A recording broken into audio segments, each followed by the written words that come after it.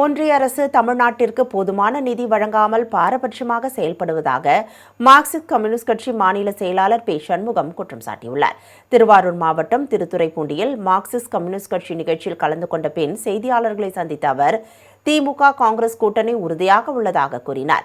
இது தொடர்பாக அகில இந்திய காங்கிரஸ் தான் முடிவு எடுக்கும் என்றும் அவர் தெரிவித்தார். தேர்தல் அறிவிப்புக்கு முன்பே நிலுவைத் திட்டம் மற்றும் புதிய திட்டங்களை அறிவிப்பது வழக்கமான ஒன்றுதான் என்றும் அவர் குறிப்பிட்டார்.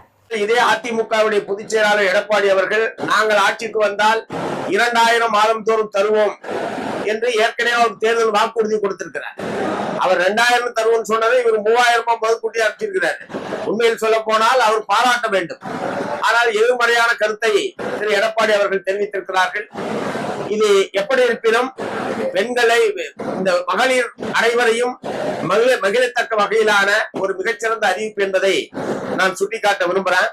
அதுவும் மத்திய அரசாங்கம் தமிழ்நாட்டுக்கு போதுமான நிதி ஒதுக்காத நிலையில் நிதியிலே பாரபட்சமாக நடந்து கொள்வது, திட்டங்களிலே பாரபட்சமாக நடந்து கொள்வது, ஒரு கடுமையான நிதி நெருக்கடி, கடன் சுமைக்கு மத்தியில் இதை யாராவது நீதிமன்றத்துக்கு சென்று தடுத்துவிடக் கூடாது என்கிற முன்னெச்சரிக்கை நடவடிக்கையோடு இத்தகைய செயலை மாண்புமிகு முதலமைச்சர் அவர்கள் செய்திருக்கிறார்கள். அதற்காக என்னுடைய பாராட்டுகளை தெரிவித்துக் கொள்கிறேன். அதாவது தேர்தல் அறிவிப்புக்கு முன்பாக எல்லா ஆட்சி காலத்திலுமே நிலுவையில் இருக்கக்கூடிய திட்டங்களுக்கு இந்த மாதிரியான ஒப்பந்தங்கள் விடுவது என்பது, புதிய திட்டங்களை அறிவிப்பது என்பதெல்லாம் மத்திய அரசாங்கத்திலும் நடக்குது, மாநில அரசாங்கத்தில் நடக்குது. இது ஒண்ணும் புதிய செய்தி ஒண்ணு கிடையாது. ஏற்கனவே அதிமுக ஆட்சி காலத்துல கடைசி நேரத்துல பல திட்டங்களுக்கு அறிவிப்பை கொடுத்தது இல்லையா, டெண்டர் விட்டது இல்லையா, இதெல்லாம் ஒரு குற்றம் சொல்ல வேண்டும் என்பதற்காக சொல்லப்படுவதே தவிர இது ஒண்ணு புதிய நடைமுறை கிடையாது. அந்த அரசியல் பாம், அரசியல் வெடிகுண்டாக எங்க வெடிச்சிருக்குது? ஒரு சிலர் திமுகவில் காங்கிரஸை சேர்ந்த ஒரு சிலர் அத்தகைய கோரிக்கையை எழுப்பியிருக்கிறார்கள்.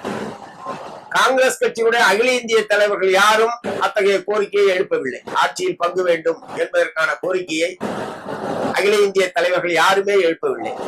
காங்கிரஸ் கட்சியை பொறுத்தவரை அகில இந்திய தலைமை என்ன முடிவெடுக்கிறதோ அதுதான் முடிவே தவிர, இங்கே இருக்கக்கூடிய தலைவர்கள் சிலர் அவ்வப்போது சொல்லக்கூடிய கருத்துக்களுக்கெல்லாம் எந்த விதமான முக்கியத்துவம் இல்லை என்பதற்கு கடந்த காலத்தில் ஏராளமான வரலாறுகள் இருக்கிறது.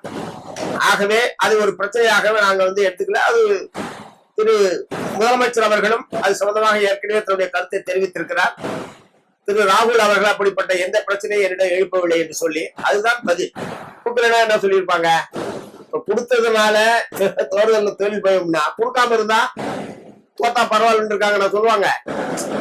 அதாவது எதிர்கட்சி என்பதனால ஏதாவது எதிர்த்தே கருத்து சொல்றது என்பதை ஒரு வழக்கமா வச்சிருக்கிறாங்க. எதிர்கட்சி என்பதனால எதிர்த்தே கருத்து சொல்வது. இப்ப மக்களுக்கு பணம் கிடைச்சது தப்பு அப்படின்னு யாராவது சொல்லுங்க, மக்களுக்கு பணத்தை கொடுத்தது தவறு அப்படின்னு யாராவது சொல்ல முடியுமா?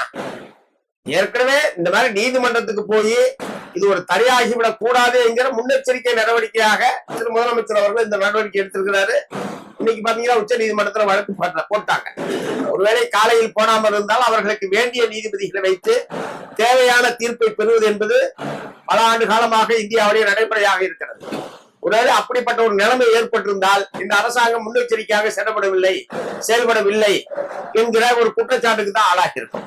அதனால இது வரவேற்கத்தக்க நல்ல நடவடிக்கை என்பதுதான் மார்க்சிஸ்ட் கம்யூனிஸ்ட் கட்சியுடைய கருத்து.